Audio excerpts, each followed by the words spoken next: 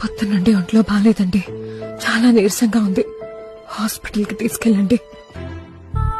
చూడు శివ, నీ భార్యకి ఎప్లాస్టిక్ ఎనీమియా. తను బతకాలంటే రేపే సర్జరీ చేసి బోన్ మ్యారో రీప్లేస్ చేయాలి. సర్జరీ ఖర్చులు 5 లక్షల దాకా అవుతాయి.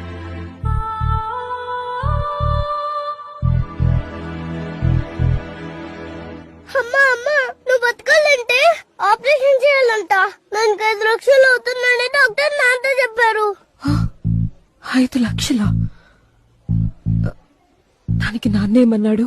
దానికి నాన్న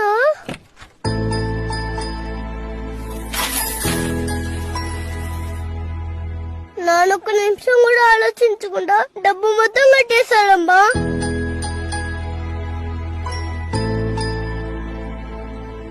డాక్టర్ ఏదో చిన్న ఆపరేషన్ అన్నాడు. ఒక 2 రోజుల్లో కోలుకుంటావులే. రే చిన్న, వేడి నీళ్ళు తెచ్చాను అమ్మకి ఇవ్వరా. అలాగే నర్సు వచ్చి బ్లడ్ శాంపుల్ తీసుకుంటారట.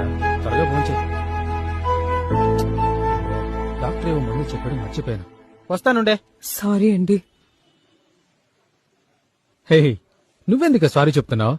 రోగాన్ని ఎవరైనా కావాలని తెచ్చుకుంటారా? నువ్వు ఒకదానివి.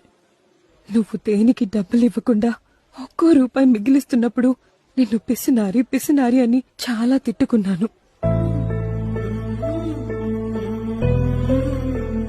మీరందరూ అనుకునేలాగా నేను పిసినారోని కాదు. ఇక్కడ సంసారం నడిపిస్తున్న ఎంతో మంది మిడిల్ క్లాస్ భర్తల్లాగే నేను. నాకు ఈ షోరూమ్ లో దొరికే బ్రాండెడ్ బట్టల కన్నా బజార్లో దొరికే 100 రూపాయల చొక్కాలోనే ఆనందం. మ్యాట్రెస్ మీద ఏసీ గాల్లో వచ్చే నిద్ర ఎలా ఉంటుందో నాకు తెలీదు. రోజు నైట్ షిఫ్ట్ ముగించుకుని అలసిపోయి ఇంటికొచ్చినప్పుడు నువ్వు చేసిన వంట తిని ఒట్టి చాప మీద కంటి నిండా నిద్రపోయినవాణ్ణి నేను. బోర్ కొట్టినప్పుడు ఏదో దేశానికి ఫ్లైట్ లో వెళ్లి స్టేటస్ పెట్టే కలలేవి నేనెప్పుడూ కననేలేదు. పండక్కి పల్లె వెలుగు బస్సులో నీ పక్కన కూర్చొని ఎప్పుడో ఒకసారి ఊరికి వెళ్ళొచ్చే దాంట్లోనే ఆనందపడే చిన్న బతుకునాది. ఆ గూడు ఇవ్వాలో రేపో విచేయాలంటే ఏదో ఒక ఎదురుగాలికి అది కొంచెం కూడా జరగకుండా ఇంకా ఎంతైనా కష్టపడి ఇలాగే గట్టిగా నించుంటానే.